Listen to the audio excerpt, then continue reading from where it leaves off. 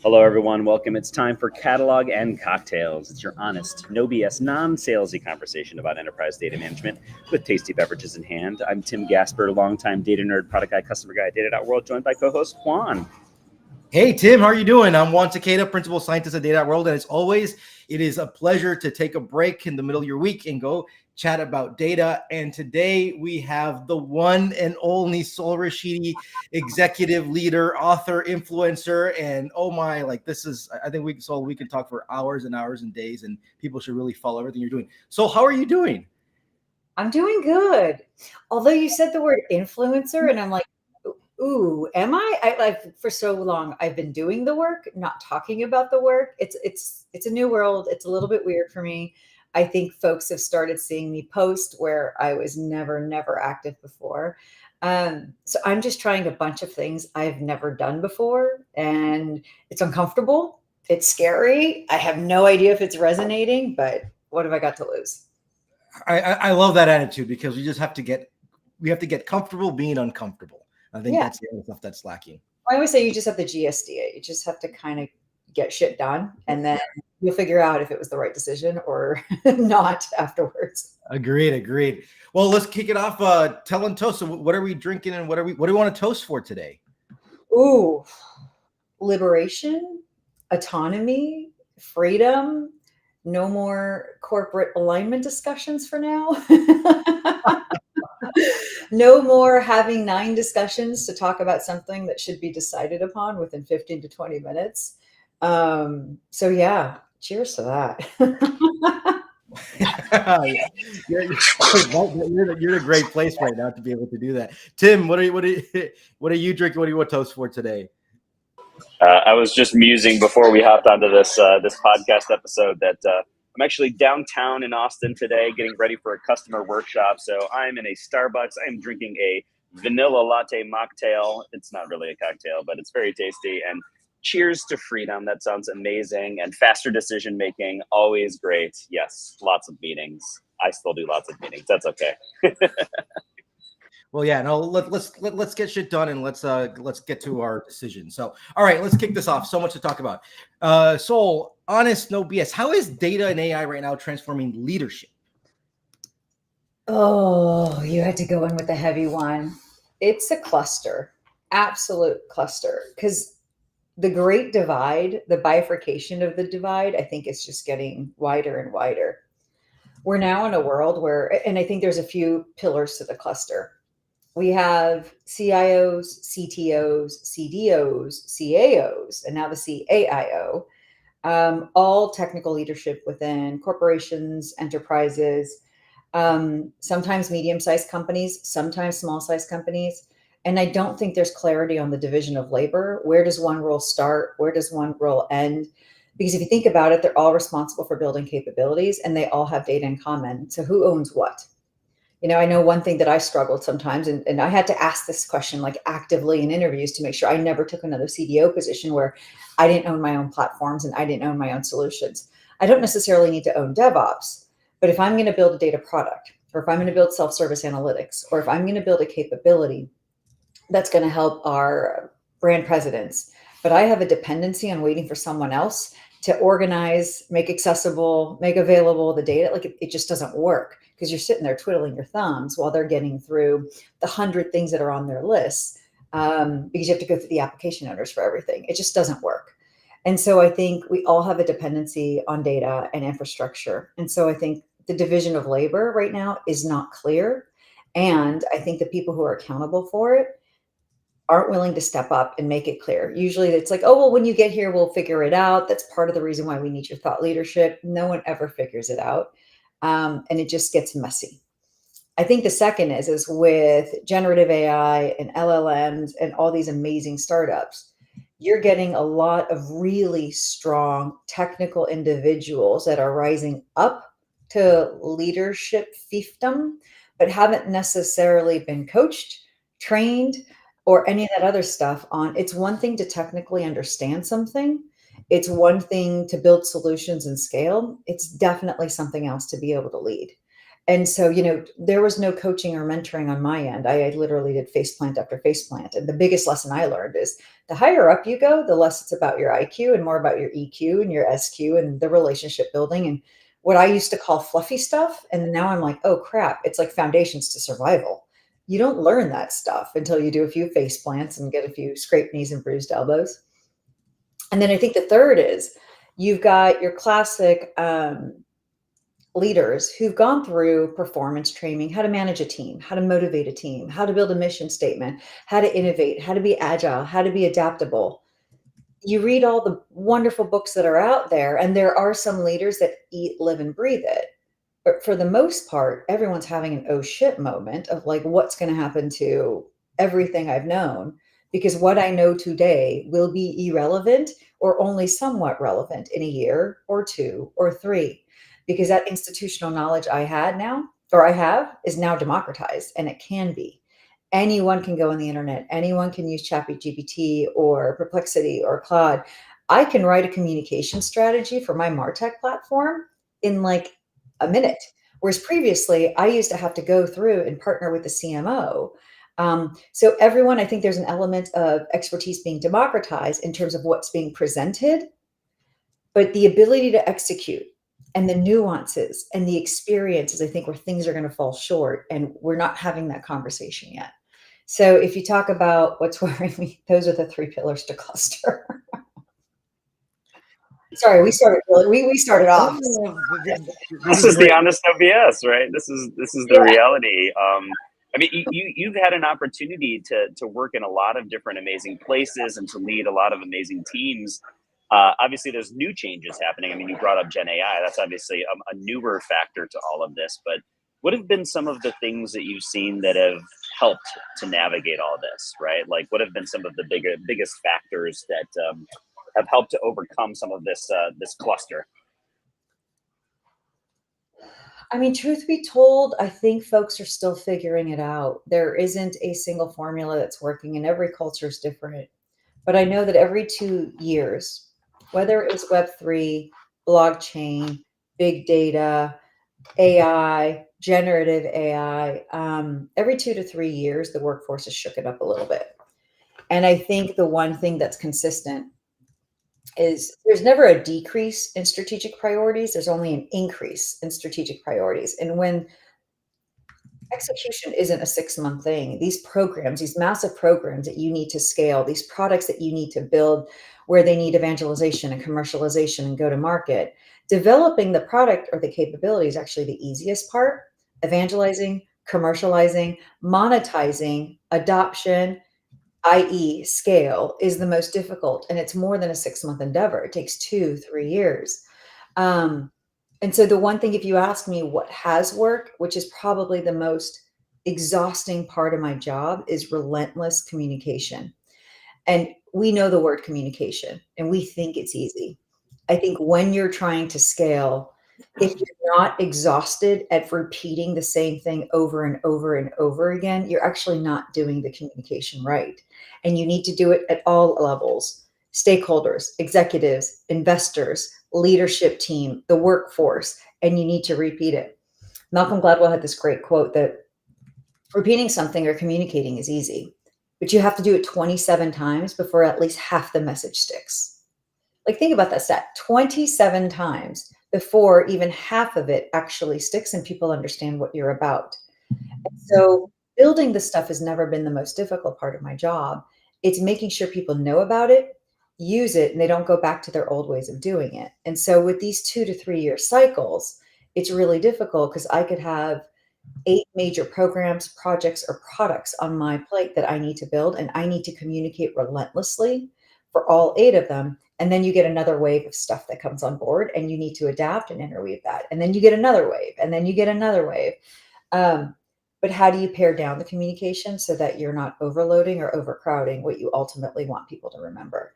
And that is tough. And if you're doing it right, you are exhausted by the end of the day, not in building, but in talking about it. And I never knew that. But if you ask me what has worked, it's where I have absolutely focused on that, and with everyone, not just with a specific group. I think do the rest of it. That's fantastic advice around relentless communication. We have it in bold in our notes here, a preview. What are you most communicating about in that multi-level communication, right? I imagine some of it, you mentioned priorities, right? Some of it is expectation setting, right? We're not going to boil the ocean. Like, these are the things we're going to try to do. This is our strategic focus. Some of it, I imagine, is vision, like getting people excited about where things are headed. I mean, what are some of the things you think that need to be communicated most through this relentless communication?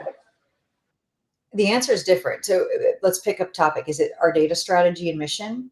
Is it our AI strategy and mission? Is it product market fit and commercialization? Because, like, depending if you're a practitioner working in a startup, or if you're the CEO and an entrepreneur of a startup but was a practitioner, the answer is different. Or if you're a leader who's either in middle management or some level of leadership where you're responsible for the data strategy, the answer is different. So if we want to pick one, what do you prefer? Like, who's your community member? This is interesting because the people ask all the time, the audience of the podcast, people are listening to us, there are from practitioners all the way to executive CEOs. So we have a broad range of folks that I communicate with that I know that are listening to. So how about we break this up and let's talk about kind of practitioners, let's talk about kind of middle, and let's talk about executives. Okay.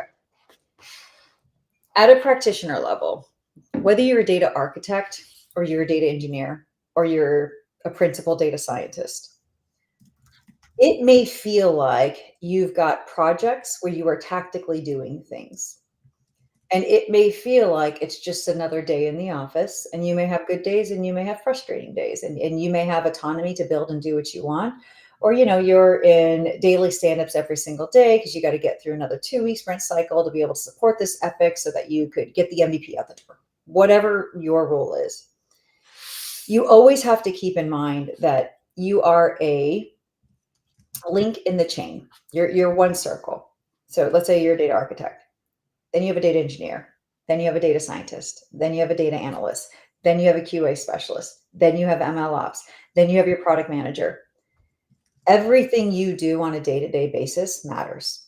And that is interconnected and interrelated to the link that is being created, that is either going to be sold, that is going to make an impact, that serves a purpose. And so what you do day to day is not, hey, I'm going to write this piece of code and push it into production. It's actually, whatever I write here is going to have a lasting impression in terms of this link that we're building that's going to go to market in an impactful way. And so your communication as a practitioner is why what you do is mattering to the bigger picture. And if you have, whether you report into a manager, director, VP, SVP, it doesn't matter. You have to understand and you have to appreciate the bigger story of why is it that one link of yours and how does it connect to that overall chain that's going to create an impact when you go to market. It not only will help you on the days that are frustrating, you're helping your other practitioner friends when you're going to happy hour and they're just having a shitty day because you're like, but dude, look what we're doing. Like, that communication and that mindset is so critical for you. And then everywhere you go, you can explain exactly what you do. And every interview you have, you can explain exactly what you did and how what you did mattered and in what capacity. And it just cements and grounds you on a day-to-day basis for yourself, for your peers. And I promise you, your leadership team, if they hear, they will notice. And that communication matters. Now, if you're in middle management or if you're an executive, it's a different ballgame in the sense that it's no longer about your link. It's about everyone else's link that's coming together to create that chain and why it's going to make a difference. Why are we not another orchestration company? Why are we not another observability company? Why are we not another catalog company? Why are we not another lineage company? They talk about vision and mission statements and guiding principles. Like, I get it. But very few people actually know how to do well. It has to be short. It has to be succinct. And if not everyone at least knows one of those 3 things and can memorize it and say it, you actually haven't done your job well. So sometimes I'll come into an organization and here's usually my process. And by the way, I figured this process out after I screwed up a few times. So this was not something that I knew, and nor is it something that's taught. Because in my first C-suite position, I came in thinking I was being hired because I was the most qualified and I was the smartest. I was heavily relying on my IQ, only to get my ass handed to me. I was like, oh crap, I missed this. I messed this one up. All right, let me try again on the second one. But those relationships really matter. It's not about coming in and giving a point of view and saying, here's what we're going to do. That comes much, much later. After you've built the relationships, after you built some credibility, then they're going to listen to you. So I am very, very geared and biased towards action. I'm like, let's get shit done. I don't like lollygagging. I hate it when people come up with excuses of why something couldn't get done. I'm like, then you need to be more resourceful, figure it out. And if you don't know, ask someone. And if someone's not willing to help you, you've done a shitty job of building a relationship and friends. Like you need to work on that. I'm not your overly, I'm empathetic. I'm not, but I can see excuses through the fog very quickly, which makes it fun working with me, but it also makes it really difficult. So people love me or they think I'm overly intense. But like for the first 3 months, I will instantly understand what the issues are, but I will not express anything for 3 months. I will wait for 5 to 6 months. And it's really, really hard for me not to have an opinion. But the first 3 months, I am getting to know every EVP, SVP, VP, AVP, senior director, director. And I ask 3 questions. What do you think my job is? What should we start doing that we haven't? What should we stop doing that we keep doing? And what should we continue doing that's working really well? And what's your perception of my team? Because in very few cases, I've had the honor of building it from scratch. In most cases, I have to inherit and assess. And those 3 will give me everything. I will also ask if I could wave a wand, what would you like fixed today? Those 4 questions. So forgive me, it's not 3, it's 4. And then I will ask everyone. And it's like this scene from A Beautiful Mind where Russell Crowe's standing there and having this like genius moment, but he's also losing his rockers. And I realized that mostly what people are conveying are symptoms and they're not root causes. And my job is to figure out what the root causes are. So, but I will go through that. And then I will meet with nearly everyone on my team. Now, I've managed teams as large as 830 and as small as 150. If it's 150, I will make it. 830, it takes me like a year or 2. But I will build this view of what it is we need to do and why. And I will support it with a wall of quotes and a wall of I cannots. So it's very much evidence-based. It's very much fact-based. I'm not making this stuff up. And I'm saying so-and-so can't do this. Not because data isn't available or they don't have enough data. It's because we've collected data, but we haven't connected the data. We have not spent enough on our semantic layer. Or I can't do this. And it's not because data isn't accessible. They actually have access to the data. We don't have enough skill sets, or we don't have the right skill sets on the team to be able to extract the insights.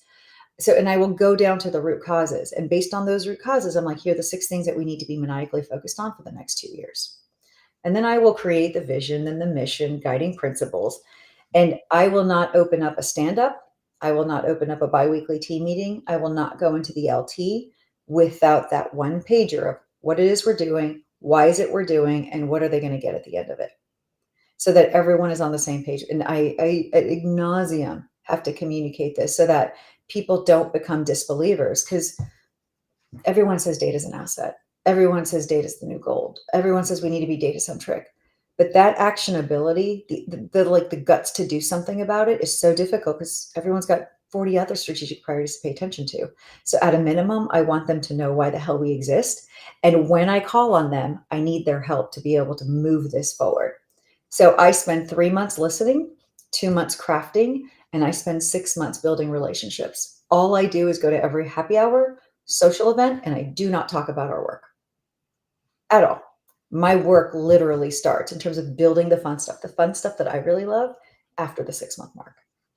So do you call BS when people say, what is your 30, 60, 90 plan? Because in that case, it's like, it's really what you're talking about is like, that's everything I have to go do for a longer time, right?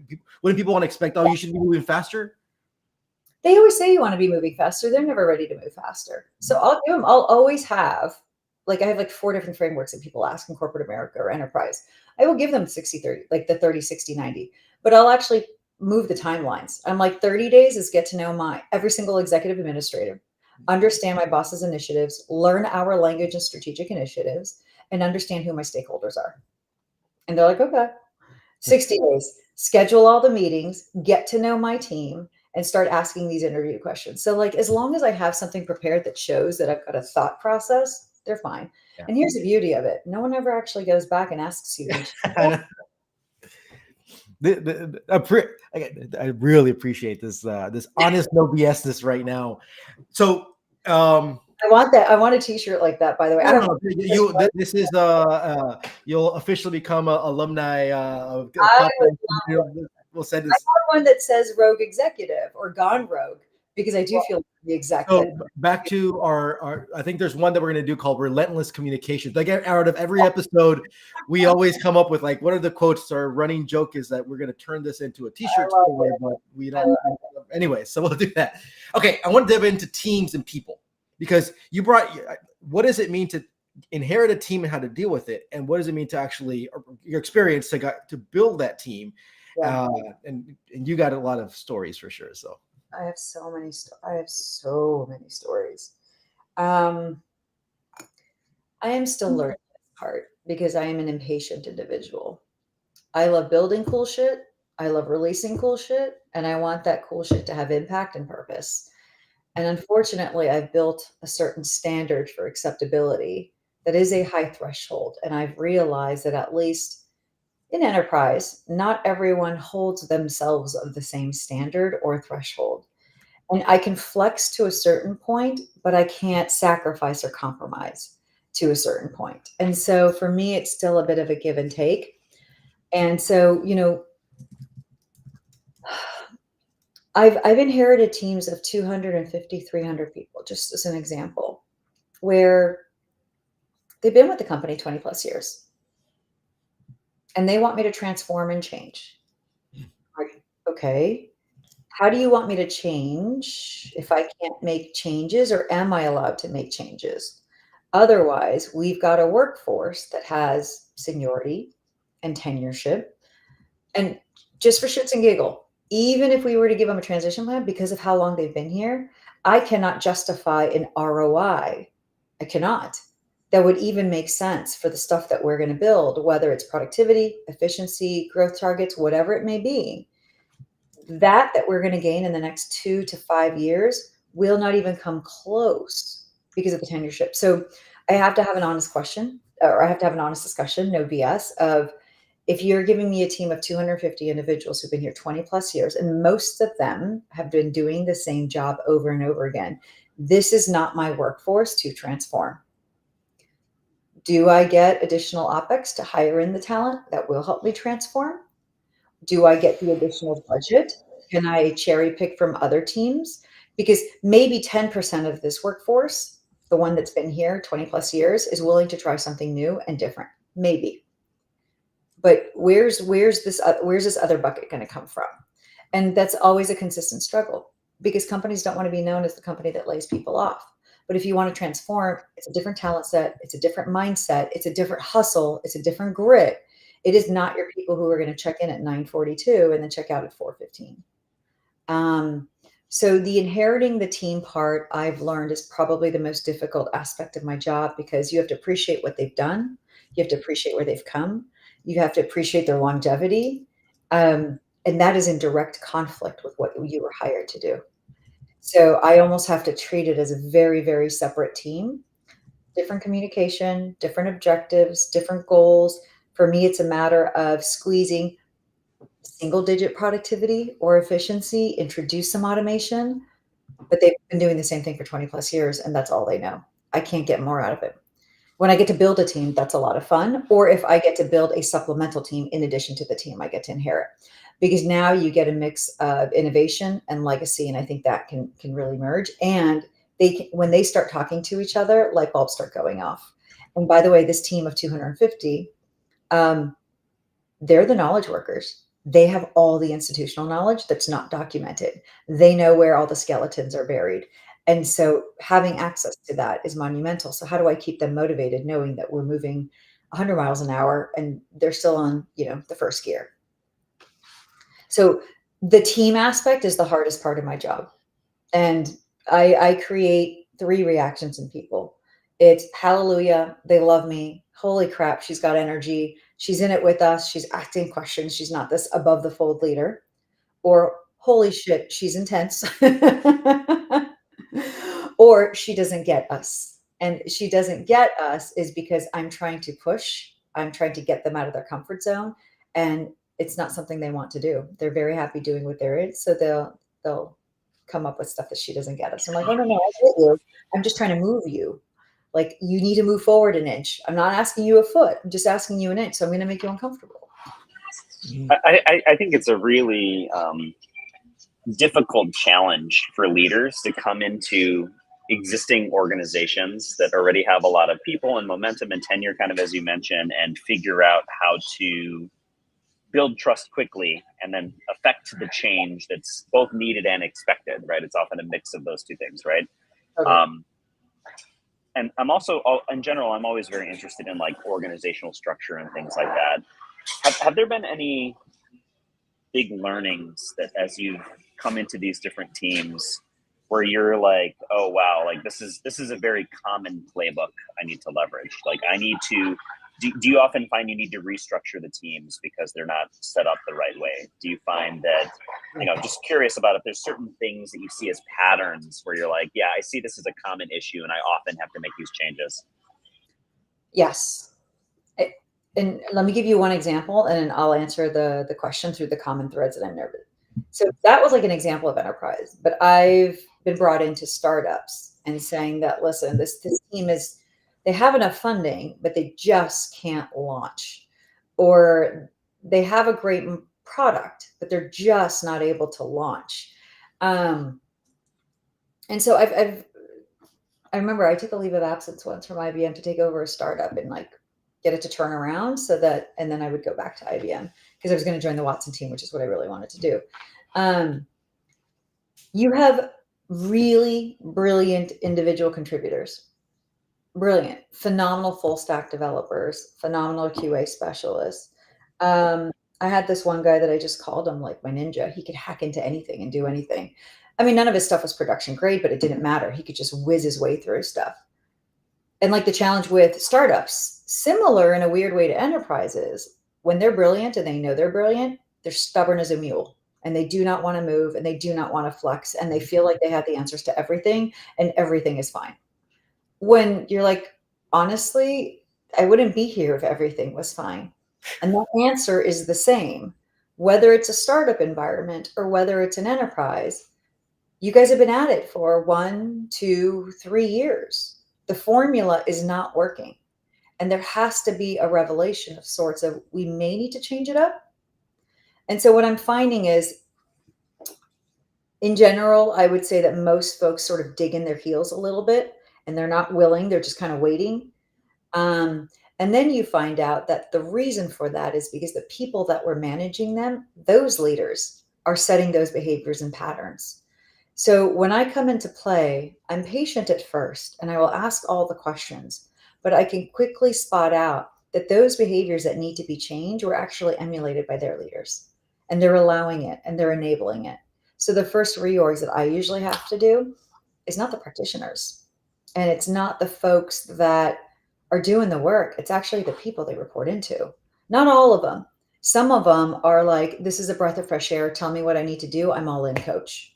So there are a few, but for the most part, it's the leaders who are stubborn have been doing it the same way. They don't want to change. And so they're protecting their teams from not changing.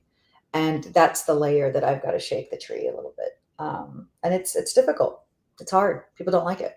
And then as soon as you make one change, everyone's like, oh, what are the other changes that are coming?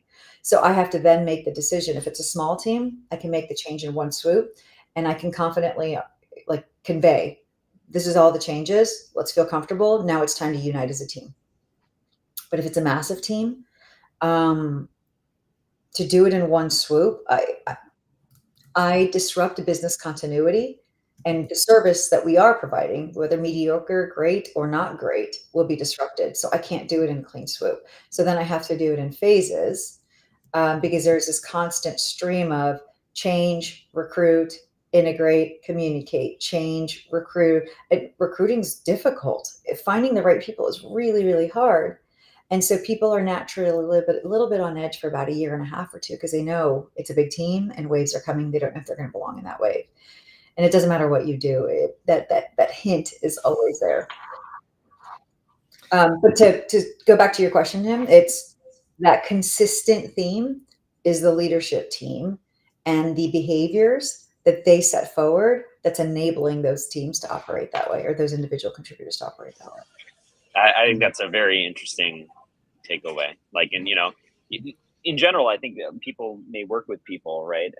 Or whether you're a leader or you're a peer, an individual contributor, or something like that, and you're like, oh man, that person is so stubborn, or they're trying to fight against change and things like that. And I think a question we should all ask is not just like, oh, why is that person stubborn, but also what is their manager or their leader doing that may be enabling this culture or this behavior to exist? And either the leader's checked out, not doing anything about it, or the leader exactly the same way, and they're bros, gender neutral, doesn't matter if you're a guy or girl, just they're tight, they're thick as thieves, but one way or another it's coming from someone. So I want to go into continue always honest, no BS, but get maybe into a little bit of an uncomfortable place. I'm curious, Gen Zs. So I'm seeing you. So no. So I think a lot of the conversations I've been having with folks, and so one, it's like, first of all, change is hard. So we talk about people who've been around for 20 years and I want to go change and stuff. Like we've had this conversation, but then there is like, I want to go hire people to go do things, and then we're having this new generation come along, and I'm just all leaders, executives, and startup founders I'm talking to, they're struggling to find people who can really be up to that level of standard that you're discussing they have, right? Yeah. So they're like, do I lower this down? So Gen Zs and honest, no BS here. We're talking to you and want you to listen to us. So I'm saying millennials, eat your own food. Millennials too, yeah. No, but I'm like, eat your own food now, because you're the ones that are having to manage them. Remember when we struggled? So like in my teams, and again, I got my ass handed to me. I didn't know this, and I'll explain the story of like something that I came across, and I had to go to HR. I got called into HR. I'll tell you guys that story and what happened.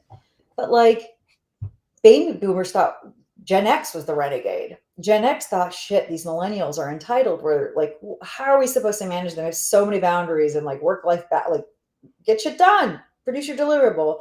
And now Gen Z is taking it to a whole nother level. And the millennials are complaining. And I'm like, eat your own dog food. There you go. Have at it.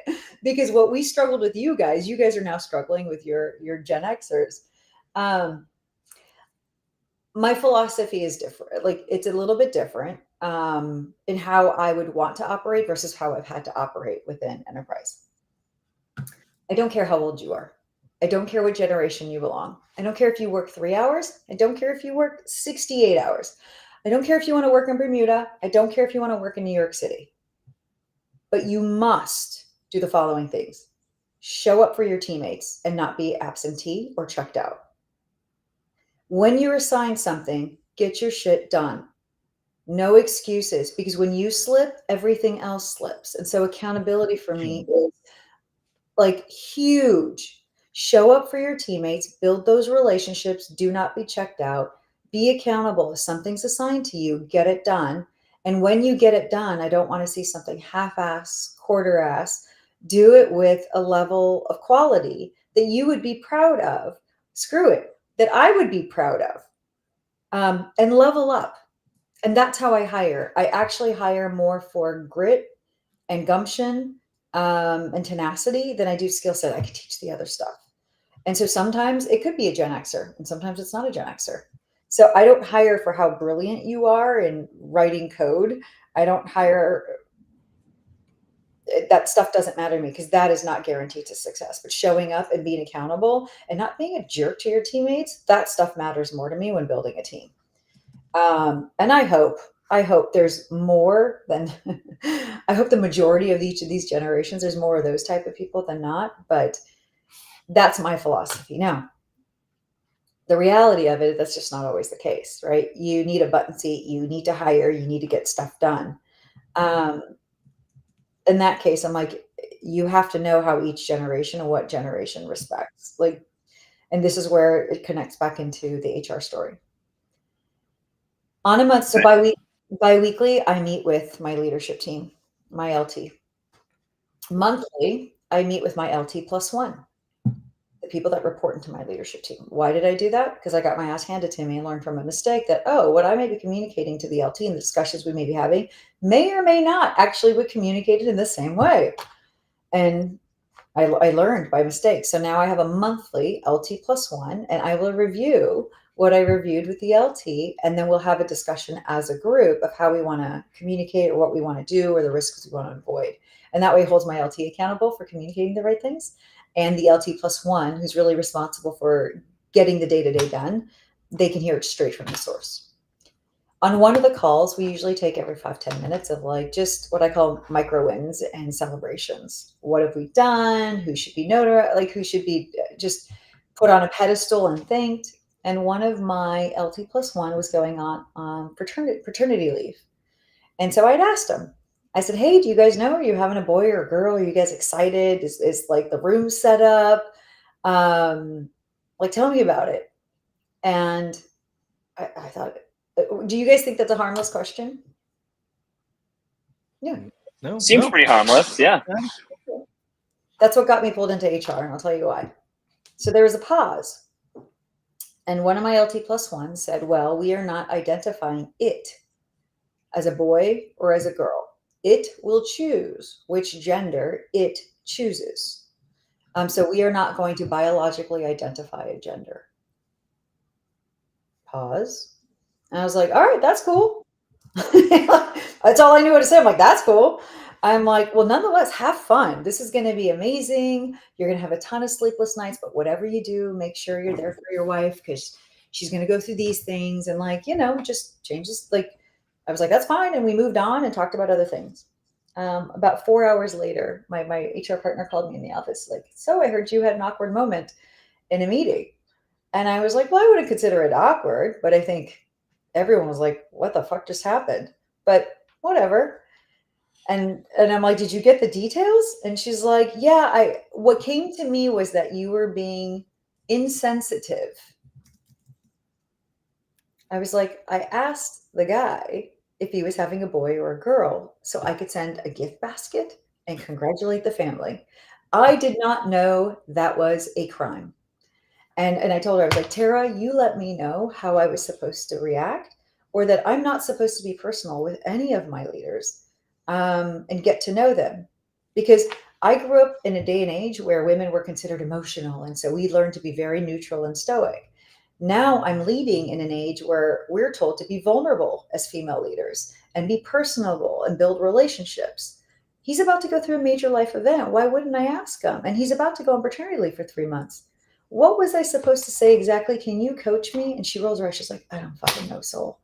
She's like, I just need to let you know that we got this thing and you were being insensitive. I don't know the rule book anymore. But I just wanted you to know about it. But don't worry, you're fine. Go. I was like, okay. That's it that we have to deal with. People stuff, right? Yeah, but to be hypersensitive and almost like robotic because you don't know who you're going to trigger because of some latest new wave like woke thing or that it is fundamentally insensitive. I don't know the rules and I'm learning. So I'm still learning. I think we all are. Yeah, thank you for sharing this story because I'll acknowledge that for people this will be feel uncomfortable and weird, but this is the stuff that happens, and I think we need more of this open communication in all directions. Going back to what you're saying earlier, right? The relentless communication, like that's not just about the work, but this is also about like how we should we work together, right? At the end of the day, organizations, companies. There are a group of human beings who get together because they have an interest. They align with the goal and objective, and they say, "Hey, we should all get together to accomplish this objective." At the end, it's a human endeavor.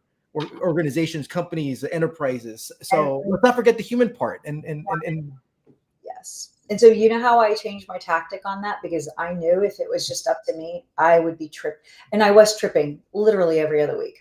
I would say something that was apparently insensitive because I asked how someone was doing and I was invading their personal. I was like, oh my God. So how do you be personal without personable? Like, so I changed tactics. And what I had to do was I'd always find a person on my team, inevitably, who's either well liked or is naturally more of an empath than I am. I'm not an empath.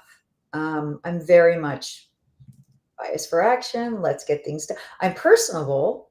I have charisma. I really, really adore and I'm so loyal to my team, but I am not an empath. I will not feel what you feel. I have very strong boundaries. I am very clear in who I am. I will not feel what you feel. I have 1,000 things on my plate. So, like, if you're going through a moment and you haven't shared that with me, I'm not going to telepathically know. And so, and I've oftentimes my teams aren't 5 people. That's easy to be an empath. But when it's hundreds, it's very difficult. Now that it's in Zoom, I can't read body language. People are multitasking. They're not always in the videos. It's nearly impossible. But I'll always find the one person in my team that's liked who is the empath. And I will either make him or her the chief of staff, or I will make him or her the head of communications or community of practitioners. And I will have him or her review everything I am about to put out there or potentially say, or questions to ask and say, am I going to trigger anyone? Even though I think I'm being overly sensitive. And it's amazing with those. Well, so-and-so is going through this. They shared with me, you may not want to mention this. Or she may say that, actually, this is a good question, but reconstruct it in this way. And I'm like, I would have never thought of that. So that's a skill set I don't necessarily have, and they do. So now I surround myself with people who are better at it than I am. That's an excellent tactic, right? I mean, really know. I mean, being comfortable, being uncomfortable is knowing where your limits are and where you need to go help and be able to find folks who can balance you there. So, couple more things. We want to hit this. Talk about the book. You're the book is out, and then and there's this other, the AI strategies. I love how you say, like, how to select the use case. It's not always about business value. Like, just quickly, we're a non-salesy podcast, but we're all about selling knowledge and education and books. So tell us. Yes, total amazing shameless plug. So thank you so very much. A dear friend of mine, Steve Nori, I think you guys know him. He's pretty active on LinkedIn, very well respected. He was having a conversation with a publisher, and he's like, you know, you should talk to Sol. Maybe Sol has something to write about. She's been in the weeds, she's been in the caves, and my whole life has been like deployment and execution, and like not talking about it, really doing it. So it's very much grounded in, oh crap, we can't do this. Like, I have a whole thing on self-service analytics and why it doesn't work. Because I've tried it in 4 different companies and the things that I've learned from it. Anyway, publisher approached me in November. Any interest in this? And I was like, wow, okay. Everything is here, but I've never put it on a piece of paper. And I woke up every morning at 4:30 and I would write until 8 a.m. And I would and it was amazing. It was very cathartic, like chapter after chapter after chapter. And I'd spend weekends on editing. And I had a few angels and muses on my side. You guys know Joe Reese. He was one of my editors.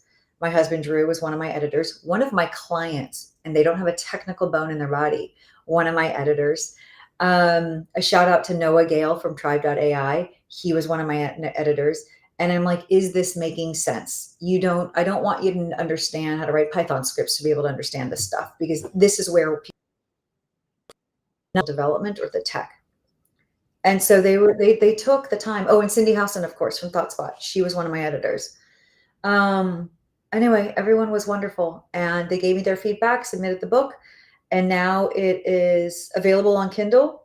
It goes live April 30th. But yay, I've already gotten bestseller, which is amazing, on Amazon and Barnes and Nobles and Kobo and Book Review. Congrats. Yeah, it was. I was so scared. I'm like, I'm not a writer. I'm not a content person. Like, I'm not as, I can communicate, I can articulate, but writing is a different beast. It's very much of introverted in your own head.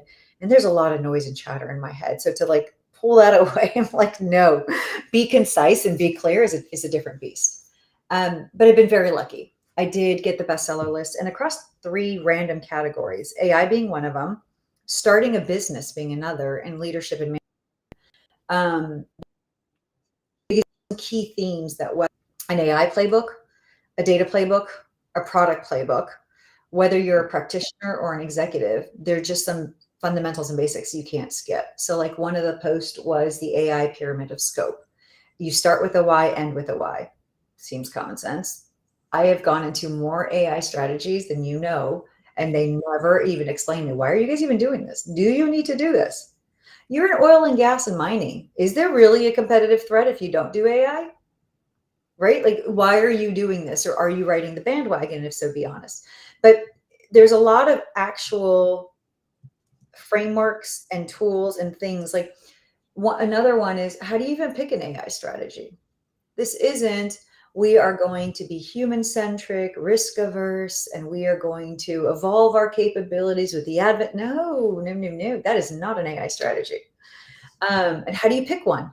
Are you efficacy based, productivity based, efficiency based, growth based, expert based? And depending on your data maturity, your infrastructure maturity, and your people maturity, not all 5 are going to be available to you. And so go through and answer the questions, and the questions are in there and the answers are in there. Or use cases. I've been pulled into, because I'm advising now, more companies than not, where they're like, okay, we have these 9 use cases. We're ready to activate, but we don't know how to activate. I'm like, well, 7 of these aren't even right for you guys. Well, why not? Because you don't have the maturity to deploy any of them into production. You can go through POC, but the reason why people are always stuck in perpetual POC purgatory is because they pick use cases that were too big for their breaches. So there's a theme in the book called bend it, but don't break it. Stretch, but not to the point where you can't bounce back. So how do you pick use cases? And business value is not the answer. So there's like an actual, here's a framework of measuring complexity versus criticality, so that even if you pick a use case, there is business value inherently in it. And here are the reasons why. And here's how you can identify, but your complexity will determine your ability to deploy and push it into production. Mistakes I've made in the past. So just like actual things. There's even one chapter called Your Project Killer, and it's your people. And I talk about, if you're building a team, how to build it based on the skill and will matrix. If you've inherited a team, or you have to work with other teams, it's the 10 AI archetypes. You're always going to have the curmudgeons, the naysayers, the doers, the cheerleaders, the evangelists, and each person you have to include, but when to include them is super critical. And like, I have one like with the naysayers and the know-it-all. People are just negative always. No, that won't work. Oh, because of this. No, that one. I'm like, actually use them, but not when you're developing your vision, not when you're developing your mission, not when you're identifying the use case. Use them when your use case exercise is done. And I actually go through, what does that even mean and how to do it? And then have them like point out the holes, because they're really good at being negative. So use them as your blind spot or spot checker on why things may not work. Doesn't mean don't do them. It means now add those as potential risks for those things, and then come up with mitigation plans so you can move forward. So like, everyone serves a purpose. So just stuff like that. Tim and I are back challenged like, oh, you should have really called this the honest no BS guy. I don't want anything to say about this. Sorry, that was a shameless plug for us here, but totally. No, this is I'm super excited to get the book in my hand and start reading it. So Thank you. Well, all right, let's kick it off our lightning round questions. I got number 1. So you've worked with many data teams. What's the number 1 common issue that they face? They can't tell the story. They cannot tell the story. We use our language. We talk about orchestration, observability, data hygiene, integrity, pipeline, semantic layers, conform layers. We use our language. The business does not understand, nor do they care. It is all about, what am I going to get, and when am I going to get it, and why is it taking so long? So for us, it is all about being able to tell the story using their language. And you have to study their language, so that communication isn't about saying. Communication is making sure that the person on the other end is receiving what you are saying in the exact intended way. And we forget that. We just think it's talking. No. And we get it wrong every time. I can't agree more with that. The number of times that you can get into an argument with anybody in the workplace or otherwise, right? Where it's, but I told you that, right?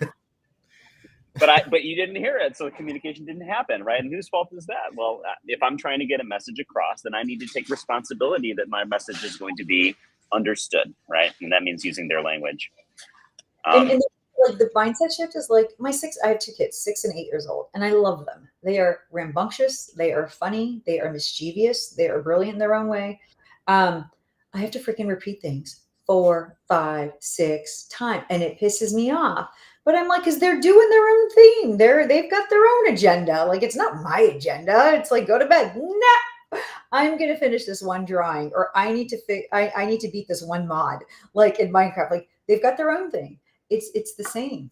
It's the same. So you have to repeat relentless communication, but in a way that uses their language, and make sure that they perceived it in the way that you intended to communicate it. Well stated. All right. Second lightning round question. Is it easier for leaders who are good communicators to become technical, or is it easier for technical people to become good communicators? That is such a good question. I actually think technical people can become good communicators easier than good communicators becoming technical. And here's the reason why. When you're in sales, just putting that, let's say you're head of business development or you're head of marketing, you are creatively wired. Your brain fundamentally cannot and does not enjoy understanding a line of code or architecture, pipeline. Like, it is gut wrenching for them. And so I think their capacity to learn the technical world, which is big and bad, where would you even guide them? Like, where would they even start? I think, not that it's a lost cause. I think they should know at least the surface layer of everything. But it's very hard for them to go deep. I think we as technical individuals, and actually not even me, I would say I'm techno-functional. I'm that weird hybrid in the middle.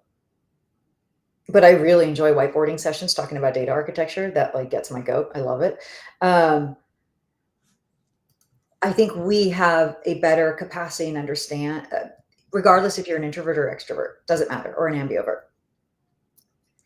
Just like we learned code, there's formulas and there's recipes that we can apply and that can be learned that can make you more successful. And so even if you want to approach it in a methodical way with the framework, you could. That's why the #1 selling books is around leadership and management and sales, and because the framework is relatively consistent. Who's the character that's in trouble? How are you going to rescue them? Right? So who's the character that's in trouble? How are you going to rescue them? What are they going to feel at the end of it? And then what impact have you had? Like, it's a formula. There's a storyline, and it doesn't matter if it's the Lego movies or Avengers or you're watching Liam Neeson. There's always a damsel in distress. There's always a hero in distress. There's always a triggering event. It's fairly consistent. So I actually think that if we study the framework, and it's important for us to be successful, we can actually learn to communicate a lot easier than they can learn to be technical. We have the books and the frameworks. It's hard for them to even know where to start. It's too big. Good, great. All right, last lightning round question. So should analytics be under the purview of the CDO? Yes, but the organizational structure matters too. So not in a centralized org structure. You won't have enough domain expertise. So I'm a big fan of the hub and spoke model. You can't do analytics without the data. So if you're responsible for the data, you have ownership of the data, and you understand analytically what insights need to be generated and what they can't generate, you can always trace it back to the root cause of either we don't have the data, or we have the data and it's messy, or it's not messy, but it's not available, or it's available, but not in a way that the business can leverage it. You fix this world, and then this world can be fixed. So I do. However, I think every analyst, I think anyone in analytics should always sit in the business. So the way my hub and spoke model works, that I personally really love, I own the headcount. I'm responsible for their career. I'm responsible for the upskilling. And I'm responsible for training them of where the data is in the state it's at, and how to use and how to access and how to pull in any which way they want. But they sit in business, and the priorities and the business tells them what to do on a day-to-day basis. So for all intents and purposes, the business runs and it feels like it's their resource. They don't have to come to the central or the enterprise app. Nope, that's it. But all the stuff that they don't know how to do, it's our jobs to do. And for me, that's a model that works. This has been such an amazing conversation, and here's what we do. So we're gonna go our takeaways because you're gonna see everything that we've taken away from this conversation. So Tim, take us away with takeaways. Kick us off. Yes, so much amazing stuff. So we started with honest, no BS. How is data and AI transforming leadership? And you said, well, it's kind of a cluster. You've got the CDO, the CIO, the CTO, the CDAO. There's no clarity on the division of labor. What's going on? What are we trying to accomplish? And you said there's like three main reasons why it's a cluster. Like one, the people accountable for things aren't always willing to step up.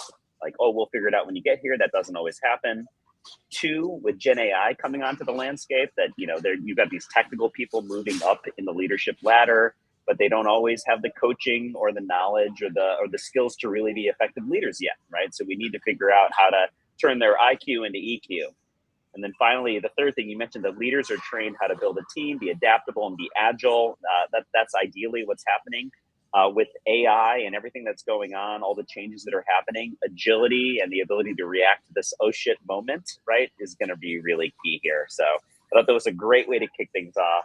Juan, over to you. What about your takeaways? Well, I'm going to continue everything. So many notes. So how do we navigate this cluster, right? I guess the honest no BS is just, we're still figuring it out, right? Every 2 years, there's something happening in the industry that the workforce is shifting. But there's always an increase of strategic priorities.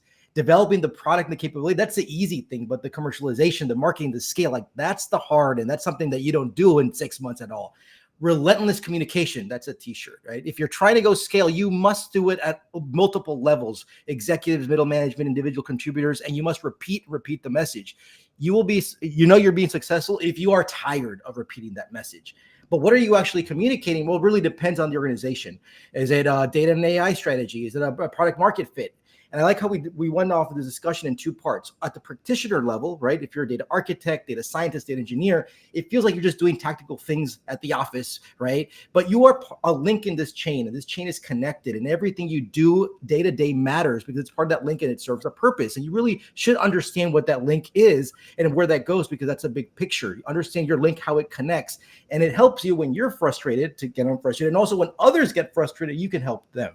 Now, on the leadership and executive point of view, it's not just about your link anymore. It's that you have everyone else's links that's forming a chain.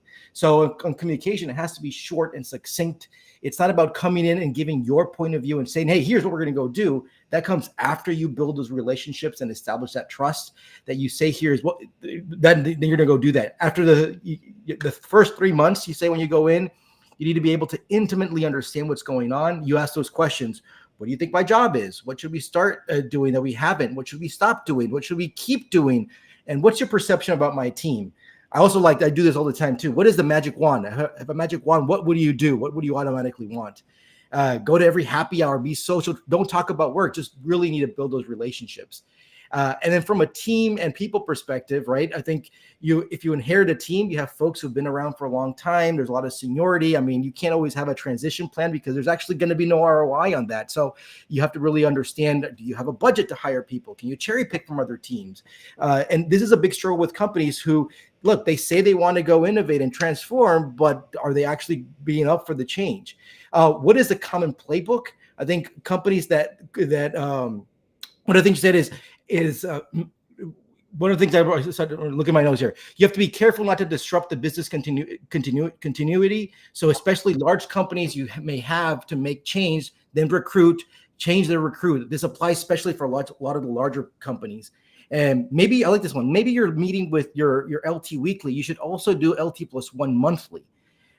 We talked about Gen Zs. And I think this is one thing is like every generation complains about the previous generation. Remember, the boomers were annoyed with Gen X. Gen X was about the millennials. Millennials are struggling with Gen Z. So, hey, you know what? It's up to us now, right? And I don't care. I like this. I don't care if you work 3 hours or 68 hours. Or I like this. Show up for your teams. Don't be checked out. When you're assigned things, get it done. Be accountable. Don't do it half-assed. Do it with quality. Not only you should be proud of it. Your leadership should be proud of it. And third, just level up. And I like how you said you hire for grit, for gumption and tenacity. And then your book, so much stuff in your book that I think everybody, this should be a must read. I mean, I think it is already a must read, and I can't wait to get it. I'm going to call it the Honest No BS Book of Data Strategy, Data and AI Strategy. Hey, post it and call it that. I love Anyways, that's there's still so much more. I got more notes. Anything we missed? Honestly, cut out and edit 52 minutes of our conversation and just end with the summary and takeaways that you guys had. So feel free if that's what you want to do. All right, to wrap it up quickly, what's your advice? Who should we invite next? What resources do you follow? Ooh. My advice is don't get complacent ever. Don't ever feel like you've got it. And as soon as you feel like, okay, I know my space and I'm hot shit, it probably means you're further back than you think. Don't ever get complacent. Always evolve, always adapt. And it sounds easy, but you'd be amazed at how many people I meet who are like, I am amazing at this. I'm like, that's fantastic. But that's like one thread in the quilt. Like the picture is bigger. Who you should invite. Okay, I'm gonna have to come back only because I am a lover of people, and there's so many brilliant and smart individuals that I feel like if I call one out and not the other, it wouldn't suit it. But a name does pop up. His name is Owen Rogers. He actually worked and was a partner at IDEO. So he is this creative mastermind that loves tech. So he really knows how to interlock creativity and technology. One of my former bosses, Jay Schneider, as well. He's the one that taught me all about product development and having high standards with anything you put out in the market. And then in terms of what you should read, I have like 9 different books that are open. And that's why I struggle reading all of them. But Business Made Simple by Donald Miller, Tim Ferriss, Ray Dalio, Noah Kagan, which I love, The $1 Million. I just read that one, The $1 Million Business. I would start with those. I think it'll ground you, and of course my book, but it'll ground you and give you a sense of just how things are done at a different level that we're not involved with, but we just don't know about it. And that's the start to leadership and communication and selling without selling. I don't do hard sells whatsoever, but the subtleties really, really matter. So those are the ones I would recommend. Sol, thank you so much for such an amazing and truly honest, no BS conversation. And as always, thanks to Get Out World who lets us do this every week. Cheers. Thank you so much. And looking forward to seeing you in the next one.